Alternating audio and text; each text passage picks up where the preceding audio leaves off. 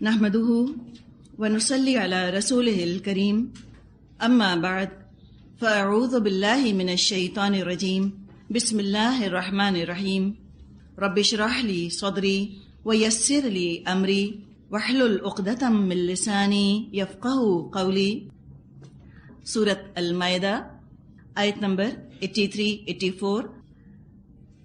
وَإِذَا سَمِعُوا مَا أُنزِلَ إِلَى الرَّسُولِ تَرَى أَعْيُنَهُمْ تَفِيضُ مِنَ الدَّمْعِ مِمَّا عَرَفُوا مِنَ الْحَقِّ يَقُولُونَ رَبَّنَا آمَنَّا فَاكْتُبْنَا مَعَ الشَّاهِدِينَ.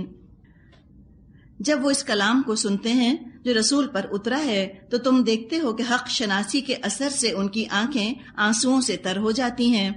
وہ بول اٹھتے ہیں پروردگار ہم ایمان لائے، ہمارا نام گواہی دینے والوں میں لکھ لے.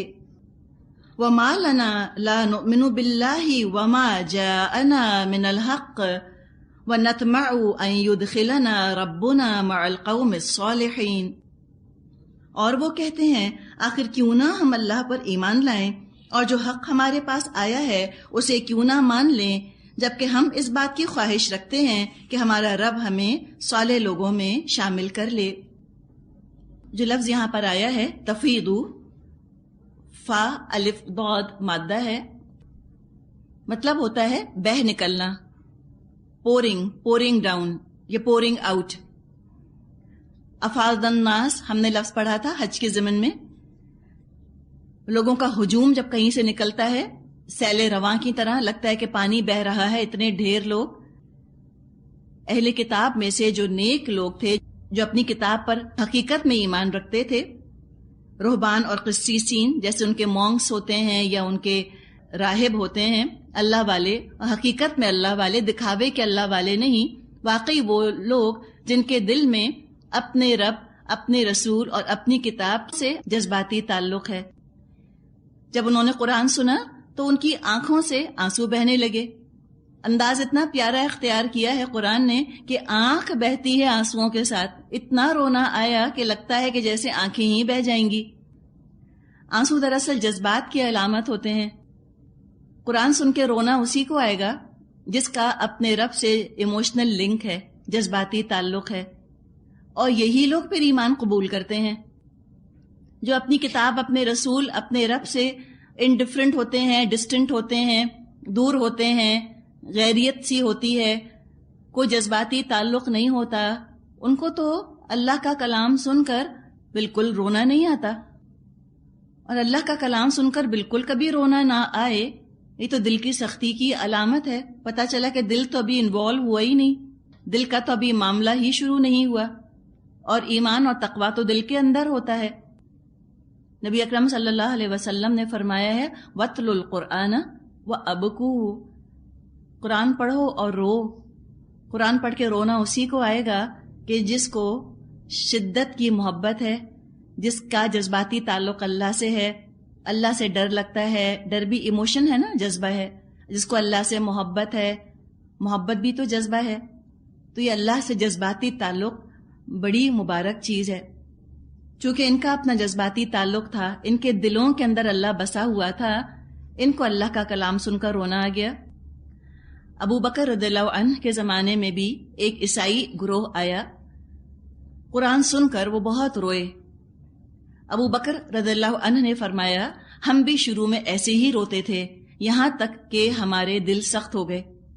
اب یہ دل سخت ہونا اپنے دل کی سختی کی طرح ہم لوگ نہ سوچیں، یہ شدت تاثر کی بات ہے. دراصل ہوتا کیا ہے، آپ نے خود بھی محسوس کیا ہوگا کہ جب انسان نیا نیا دین میں آتا ہے، نیا نیا قرآن کے ساتھ جب اس کا انٹریکشن، اس کا تعلق شروع ہوتا ہے تو بہت ہی زیادہ رونا آتا ہے. لیکن آپ مسلسل پڑھتے رہیں، اس کا ساتھ آپ مسلسل تعلق رکھیں تو اتنی کثرت کے ساتھ رونا نہیں آتا. تو یہ جو کہا ابو بکر رضی اللہ عنہ نے کہ ہمارے دل سخت ہو گئے، نعوذ باللہ وہ سختی وہ والی بات نہیں جو کہ بدبختی کی علامت ہے. یہ صرف شدت احساس ہے ان کا جس پہ انہوں نے یہ بات کہی کہ اب ہمیں اس طرح رونا نہیں آتا جیسے کہ ان لوگوں کو رونا آ رہا ہے جنہوں نے پہلی دفعہ قرآن سنا. نجاشی جو کہ حبشہ کا بادشاہ تھا، اس کے بارے میں بھی آتا ہے کہ جب حضرت جعفر طیار رضی اللہ عنہ نے اس کے دربار میں قرآن کی آیات پڑھی وہ سن کر رونے لگ گیا، پہچان گیا کہ یہ کلام اسی ہستی کی طرف سے نازل کیا ہوا ہے جس ہستی نے انجیل نازل فرمائی ہے۔ آپ آج کل بھی کنورٹس کے بارے میں پڑھیں، وہ یہی کہتے ہیں کہ قرآن پڑھتے پڑھتے ہمیں رونا بہت آتا ہے۔ نجاشی نے ایک وفد بھیجا تھا، ایک ڈیلیگیشن اپنا بھیجا تھا 70 لوگوں کا، جب نبی اکرم صلی اللہ علیہ وسلم مدینے میں تھے۔ یہ لوگ آئے، بہت سادہ لباس انہوں نے پہنا ہوا تھا۔ وہ آئے، نبی اکرم صلی اللہ علیہ وسلم نے ان کو سورہ یاسین پڑھ کر سنائی۔ وہ سنتے جاتے تھے اور روتے جاتے تھے اور کہا یہ کلام اس کلام سے کتنا مشابہ ہے جو کہ عیسیٰ علیہ السلام پر نازل ہوا تھا۔ فوراً پہچان گئے، اور پہچان کس سے ہوتی ہے؟ اپنائیت سے ہوتی ہے نا۔ جب اپنائیت کسی چیز سے ہوتی ہے تو انسان کو پہچان ہو جاتی ہے۔ ان کو اپنی کتاب سے، انجیل سے بہت اپنائیت تھی، اور اپنائیت اس لیے تھی کہ انہوں نے اپنا لیا تھا، اس کو اڈاپٹ کر لیا تھا اس کو۔ تو چونکہ ان کو اپنائیت تھی اپنی کتاب سے اور انہوں نے وقت گزارا تھا اپنی کتاب کے ساتھ، تو یہ فوراً ہی جب انہوں نے قرآن سنا تو قرآن کو پہچان گئے کہ دونوں کا سرچشمہ ایک ہی ہستی ہے، ایک ہی ذات ہے۔ فرمایا آیت 85-86 فَأَثَابَهُمُ اللَّهُ بِمَا قَالُوا جَنَّاتٍ تَجْرِي مِن تَحْتِهَا الْأَنْهَارُ خَالِدِينَ فِيهَا وَذَلِكَ جَزَاءُ الْمُحْسِنِينَ۔ ان کے اس قول کی وجہ سے اللہ نے ان کو ایسی جنتیں عطا کیں جن کے نیچے نہریں بہتی ہیں اور وہ ان میں ہمیشہ رہیں گے۔ یہ جزا ہے نیک رویہ اختیار کرنے والوں کے لیے۔ والذین کفروا وکذبوا بآیاتنا اولئک اصحاب الجحیم۔ رہے وہ لوگ جنہوں نے ہماری آیات کو ماننے سے انکار کر دیا اور انہیں جھٹلایا تو وہ جہنم کے مستحق ہیں۔ اب یہاں پر آپ دیکھیں جو بات فرمائی گئی ہے کہ اللہ تعالیٰ نے ان کے قول کی وجہ سے ان کو باغات دے دیے۔ تو کیا صرف دعویٰ کر لینا، صرف زبان سے ایک بات کہہ دینا انسان کو جنت میں پہنچا دیتا ہے؟ بات کیا ہے؟ بات یہ نہیں ہے کہ انہوں نے بس یہ کہا اور پھر اپنا عمل اس کے خلاف شروع کر دیا۔ ان کا قول کیا تھا؟ دراصل ان کے اگلے ارادے، ان کے عزائم کا اظہار تھا، اور اپنے ارادے کا جو انہوں نے اظہار کیا اس پر انہوں نے پورا عمل کیا۔ جب بھی انسان کوئی عمل کرتا ہے پہلے تو وہ ارادہ بناتا ہے نا، تو ان کا یہاں ارادہ ہے جو کہ ظاہر کیا گیا۔ اپنا ارادہ انہوں نے ظاہر کیا اور اپنے اس ارادے پر انہوں نے عمل کیا، اور عمل کر کے وہ جنتوں تک اور اللہ کی رضا تک، اللہ کی خوشنودی تک وہ پہنچ گئے۔ اور دوسری بات یہ کہ یہ اسلام کے دائرے میں نہیں تھے، اہم لوگ تھے، ڈیلیگیشن تھا نا، پورا ایک وفد تھا جو آیا تھا۔ یہ سمجھے کہ نمائندگی کر رہے تھے بہت سارے دوسرے لوگوں کی، اور جو نمائندہ ہوتا ہے، جو لیڈر ہوتا ہے، اس پر بہت سے دوسرے لوگوں کی نظریں جمی ہوئی ہوتی ہیں۔ عام طور پہ عوام خود فیصلہ کر نہیں پاتے کیا صحیح ہے کیا غلط ہے۔ وہ چند لوگوں کو دیکھتے ہیں، وہ اپنے لیڈرز کو دیکھتے ہیں اور وہ ان پر فیصلہ چھوڑ دیتے ہیں۔ اگر لیڈر رہنما صحیح فیصلہ کر لے، سارے لوگ وہ فیصلہ قبول کر لیتے ہیں۔ اگر لیڈر یا رہنما غلط فیصلہ کرے، عوام وہی فیصلہ قبول کر لیتے ہیں۔ تو یہ جو ایک طرح کے لیڈرز تھے، ڈیلیگیشن تھا جس پر باقی لوگوں کی نظریں جمی تھیں، دراصل بہت سے لوگوں کی قسمتوں کا فیصلہ ان کے قول سے ہونا تھا کہ یہ اسلام کو قبول کرتے ہیں یا یہ اسلام کو رد کر دیتے ہیں، یہ اسلام کو ایکسپٹ کرتے ہیں یا اسلام کو ریجیکٹ کرتے ہیں۔ اور جب انہوں نے اسلام قبول کیا، بہت سے لوگوں کے لیے ہدایت کا راستہ انہوں نے آسان کر دیا، کھول دیا، صحیح بات کی طرف رہنمائی کر دی۔ جسے حدیث میں آتا ہے کہ انسان کوئی بات اپنی زبان سے نکالتا ہے، کوئی بات کہتا ہے، اسے خود احساس نہیں ہوتا اس بات کا کہ کتنی اچھی بات میں نے کہی ہے، لیکن وہ بات اس کو زمین آسمان کے فاصلے کے برابر جنت کے قریب کر دیتی ہے۔ اور یہ کون سی بات ہے؟ نیکی پر کسی کو ابھار دینا، نیکی کی طرف رہنمائی کر دینا، خود کو اتنی پیاری بات کہنا دین کے لیے کہ لوگوں کے دل میں دین کی عظمت پیدا ہو جائے، پازیٹیو مثبت انداز میں دین کو بیان کرنا۔ اس سے کیا ہوتا ہے؟ بہت سے لوگوں کا دل چاہنے لگتا ہے کہ ہم بھی اس چیز کو قبول کر لیں، جس چیز نے ان کو اتنا فائدہ دیا، ان کو اتنی بھلی لگی، ہم بھی اس کو قبول کر لیتے ہیں۔ تو کہنے کو اس نے ایک بات کہی، کسی مجلس محفل میں آپ بیٹھی ہیں، آپ نے قرآن کی تعریف کی، آپ نے اسلام کی تعریف کی، کوئی پریٹینڈ کر کے نہیں، کوئی پہلے سے ایجنڈا بنا کر نہیں کہ میں فلاں فلاں کو سناؤں گی، چونکہ آپ کا جذباتی تعلق ہے، چونکہ آپ کو محبت ہے۔ ہوتا یہ ہے جس سے انسان کو محبت ہوتی ہے اس کا ذکر زبان پر آئے بغیر رہتا نہیں، معمولی موقع انسان پا کر اور اپنی محبت کا ذکر شروع کر دیتا ہے۔ تو جس کو دین سے محبت ہے، قرآن سے محبت ہے، وہ تو رہ ہی نہیں سکتا قرآن کا ذکر کیے بغیر۔ آپ نے کسی مجلس محفل میں اپنی محبت کا اظہار کیا، 4 لوگوں نے سنا، ان کا دل کھل گیا، تو وہ تو آپ کے لیے صدقہ جاریہ بن گئے، آپ کو جنت کے اعلیٰ درجے دلانے میں آپ کے معاون اور مددگار ہو گئے۔ تو یہ ہے اچھا قول، اتنی برکت ہوتی ہے اچھے قول کی۔ اسی طرح حدیث میں آتا ہے کہ کوئی شخص ہے اپنی زبان سے کچھ الفاظ نکالتا ہے، کچھ بات کہتا ہے، اسے خود احساس نہیں ہوتا میں نے کتنی بری بات کہی، لیکن وہ بات اس کو زمین آسمان کے برابر جہنم کے قریب کر دیتی ہے۔ تو انسان جو بات کہے سوچ سمجھ کے کہے۔ اللہ کے دین کا کفر کرنا، اللہ کی آیات کو جھٹلانا، خود اپنے لیے تو وبال سمیٹا، پتہ نہیں کتنے لوگوں کو متنفر کر دیا دین سے، یا دین کو بہت مشکل بنا کر بیان کیا، یا بہت اس کے اوپر واویلا مچایا، لوگ جو ہیں ڈسہارٹیڈ ہو گئے، کہا کہ اچھا اس قدر مشکل چیز، اتنی آفت آتی ہے اس کے ساتھ، ہم نہیں عمل کرتے اس کے اوپر، کتنوں کو ورغلا دیا، دور کر دیا۔ وہ تو اپنی بدعملی کا خمیازہ بھگتیں گے جس نے ان کو متنفر کیا، دور کیا دین سے، اس کے حصے میں بھی کچھ نہ کچھ وبال تو آئے گا۔ اب کچھ عملی ہدایات دی جا رہی ہیں۔ فرمایا آیت 87-88، یا ایھا الذین آمنوا، اے لوگو جو ایمان لائے ہو، لا تحرموا طیبات ما احل اللہ لکم ولا تعتدوا ان اللہ لا يحب المعتدین۔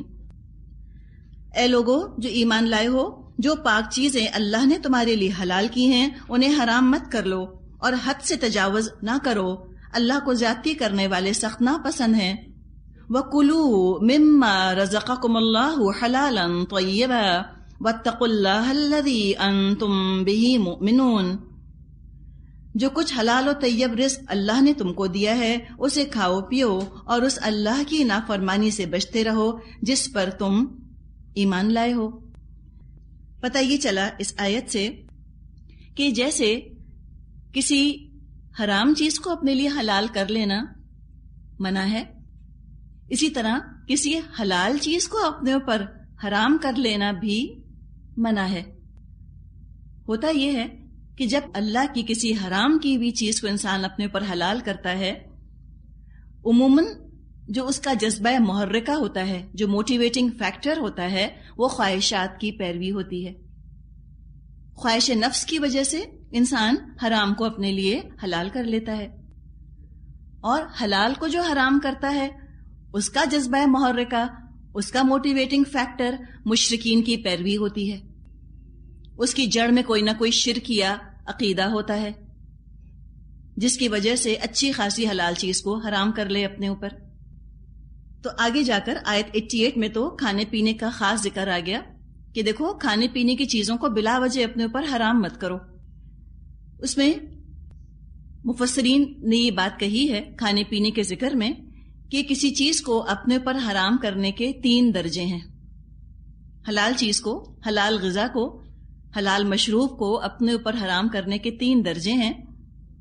پہلا درجہ یہ ہے کہ اعتقاداً، یعنی باقاعدہ ڈوگما بنا کر، اپنا اسٹرانگ بلیف بنا کر کسی حلال چیز کو حرام کر لیا جائے اور یہ سوچا جائے کہ یہ ہے ہی حرام، کھانا ہی نہیں اس کو، تو پینا ہی نہیں اس کو، تو حالانکہ وہ حلال ہوتی ہے۔ یہ چیز کفر کے درجے میں آتی ہے۔ دوسرا درجہ یہ ہے کہ انسان قسم کھا لے اور کوئی چیز اپنے اوپر حرام کر لے، چاہے کچھ عرصے کے لیے، چاہے زندگی بھر کے لیے۔ مثال کے طور پہ وہ یہ سوچے کہ سفر کے مہینے میں سیب نہیں کھاؤں گا، کچھ عرصے کے لیے اس نے ایک حلال چیز کو اپنے لیے حرام کر لیا۔ یا وہ یہ سوچے کہ محرم کے مہینے میں میٹھا نہیں کھاؤں گا، حلال چیز کو اپنے اوپر بلا وجہ حرام کر لیا، قسم کھا لی اس کے اوپر۔ اب اس کو قسم توڑنی ہوگی، کفارہ دینا ہوگا۔ تیسرا درجہ مفسرین بتاتے ہیں کہ کسی حلال چیز کو چھوڑنے کا عزم کر لے اور سمجھے کہ یہ بڑا ثواب کا کام ہے. یہ بہت اعلیٰ درجے کی نیکی ہے کہ میں فلاں چیز جو کہ حلال ہے میں نہیں کھاتا. یہ بدعت ہے، اس کی بھی اجازت نہیں. صرف ایک صورت ہے کہ جس میں کسی حلال غذا سے یا حلال مشروب سے اپنے آپ کو روک لے، اور وہ وجہ کیا ہے؟ بیماری. کہ بیماری ہے. اب کوئی شخص ڈائبیٹک ہے، وہ تو ظاہر ہے میٹھا نہیں کھا سکتا نا، اس کو تو حرام کرنا ہی پڑے گا اپنے اوپر، لیکن اعتقاداً حرام نہیں سمجھتا، وہ اس کو اپنی بیماری کی وجہ سے مجبور ہو گیا کہ وہ میٹھا نہیں کھا سکتا. تو بعض دفعہ اگر کوئی غذا جسمانی بیماری کا سبب بن رہی ہے یا جسمانی بیماری میں اضافے کا سبب بن رہی ہے، اس کو چھوڑا جا سکتا ہے فار میڈیکل ریزنز. جس طرح جسمانی بیماریاں ہوتی ہیں، اسی طرح کچھ روحانی بیماریاں بھی ہوتی ہیں. ہو سکتا ہے کہ کوئی متقی استاد ہے اور وہ کہہ دے کہ بھئی تمہارے اندر فلاں کمزوری ہے، تمہارے اخلاق میں، تمہارے کردار میں، تو تم ایسا کرو کہ فلاں چیز تھوڑے دن کے لیے مت کھاؤ، تم کو فائدہ ہوگا. تو یہ کرنے کی اجازت ہے، کوئی حرج نہیں.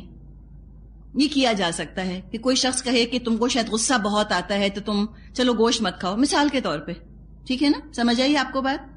یا کسی کو نیند بہت زیادہ آتی ہے تو اس کو کہہ دیا کہ تم چلو فلاں چیز مت کھاؤ تاکہ تمہاری نیند میں کمی ہو جائے، فجر تم سے نہیں پڑی جاتی. تو ہو سکتا ہے کوئی آپ سے کہے کہ بھئی رات کو کھانا کم کھائیے یا مت کھائیے تاکہ فجر کے لیے پھر آنکھ کھل جائے. تو اس طرح کی چیزوں کے لیے بھی کچھ عرصے کے لیے چیزیں چھوڑی جا سکتی ہیں، لیکن اعتقاد یہ تھوڑی ہے کہ وہ حرام ہو گئیں. وہ تو اپنی اصلاح کے لیے، اپنے روحانی فوائد کے لیے کچھ غذاؤں کو چھوڑ دیا گیا، اس میں کوئی حرج نہیں. تو یہ تو کھانے پینے کی بات ہوئی. دوسری چیز یہ ہے کہ بعض توہمات ایسے معاشروں کے اندر جڑ پکڑ لیتے ہیں جس کی وجہ سے اچھی خاصی چیزوں کو انسان اپنے لیے حرام کر لیتا ہے کچھ مخصوص مدت کے لیے. مثال کے طور پہ اگر کسی نے اپنے اوپر حرام کر لیا کہ محرم کے مہینے میں کوئی خوشی نہیں منانی، کوئی نیا کپڑا نہیں سلوانا، تو یہ کیا ہوا؟ حرام کیا نا، بلا وجہ ایک خوشی کو اپنے لیے حرام کیا، کوئی دلیل نہیں ہے اس کی. یا سفر کے مہینے میں حرام کر لیا کہ شادی نہیں کرنی، کہہ دیا تیرا تیزی ہے، خالی ہے، نحوست ہے، نعوذ باللہ اس کے ساتھ. تو مہینے کس نے بنائے ہیں؟ انسانوں نے کہ اللہ نے؟ اللہ نے بنائے ہیں مہینے. اللہ تو مبارک ہے، تبارک الذی ہے، وہ تو بڑا بابرکت ہے اللہ. اللہ نے کوئی چیز منحوس نہیں بنائی. تو کسی اللہ کی بنائی ہوئی چیز کو منحوس کہنا، اس کا اثر بہت آگے تک جاتا ہے، بنانے والے کی ذات تک یہ بات جا سکتی ہے. تو بہت محتاط ہونے کی ضرورت ہے انسان کو.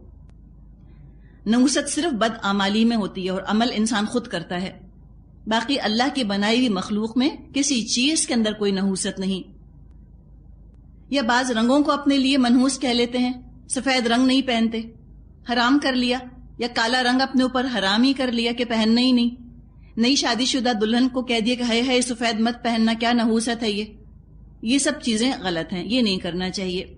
یا بعض پتھروں سے شگون لے کر کہہ دیا کہ فلاں پتھر جو ہے مجھ کو راست نہیں آتا، اس کو اپنے لیے حرام کر لیا. اعتقاداً حرام کیا نا، یہ سوچ کے کہ اس پتھر کے اندر کوئی چیز ایسی ہے جو مجھے نقصان دیتی ہے، اس پتھر میں کوئی طاقت ایسی ہے جو میرے لیے نقصان دہ ہے. تو اللہ کی حلال کی ہوئی چیز تھی، بلا وجہ اس کو اپنے لیے حرام کیا.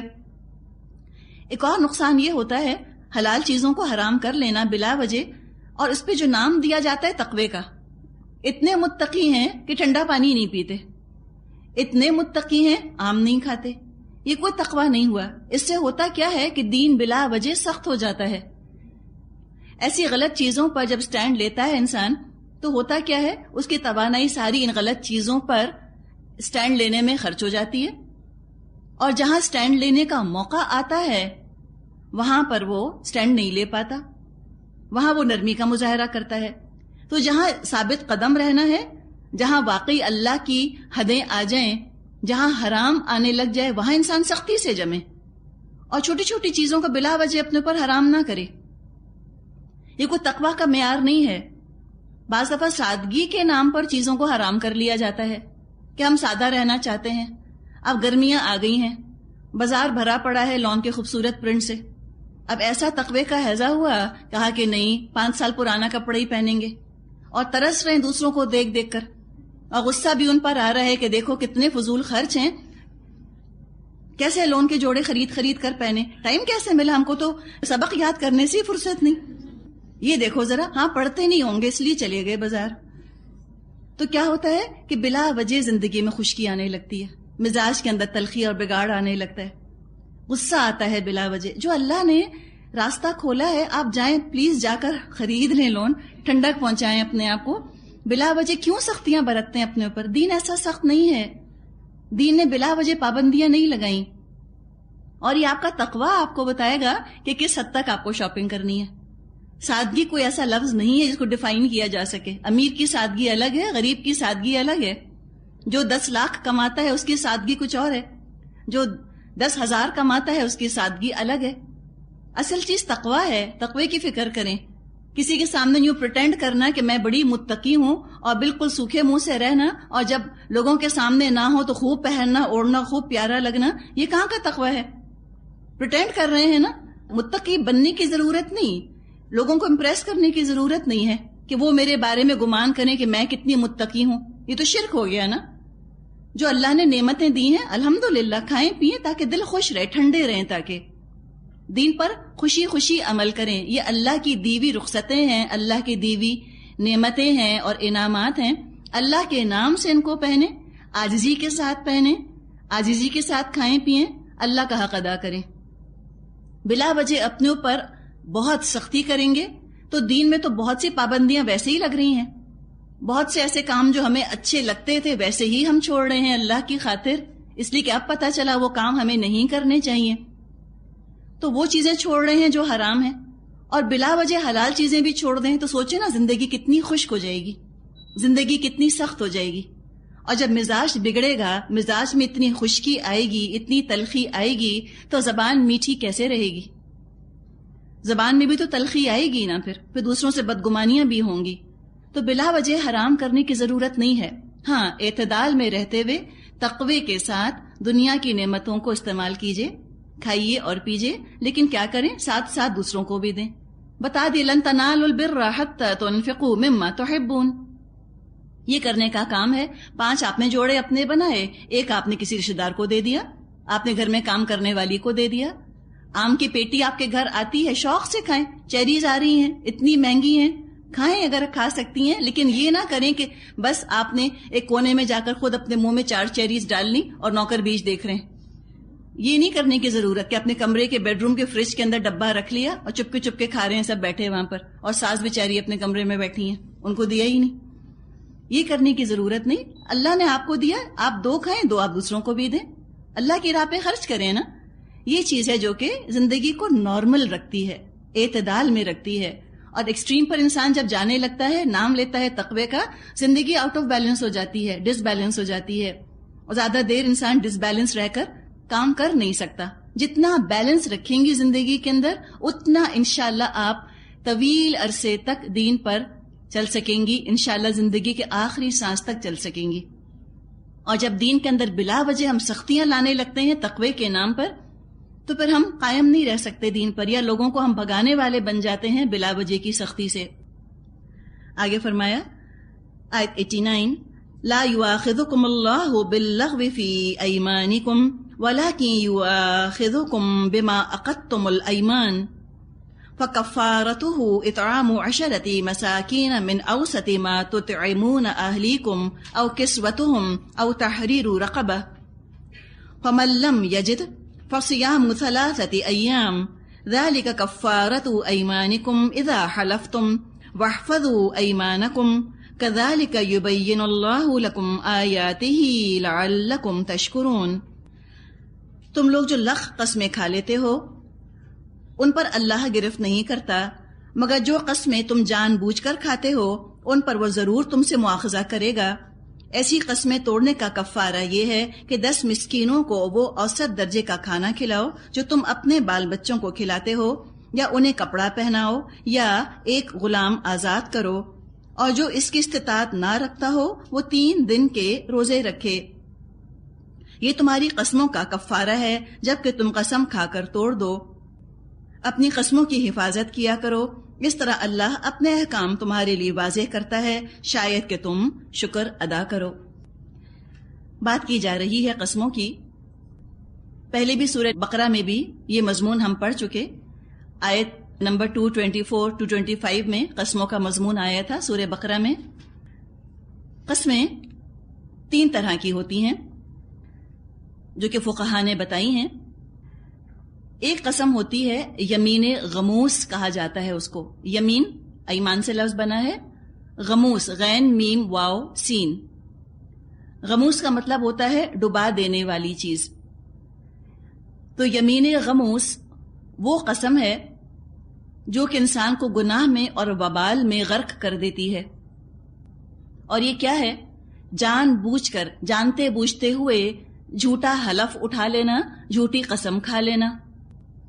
ایک شخص نے کوئی کام کیا اور وہ جانتا ہے میں نے کیا، جان بوجھ کر جھوٹی قسم کھا لے کہ میں نے یہ کام نہیں کیا، یا وہ کسی واقعے کے بارے میں جانتا ہے کہ ہاں یہ واقعہ ہوا اور وہ جھوٹی قسم اٹھا لے کہ یہ واقعہ نہیں ہوا۔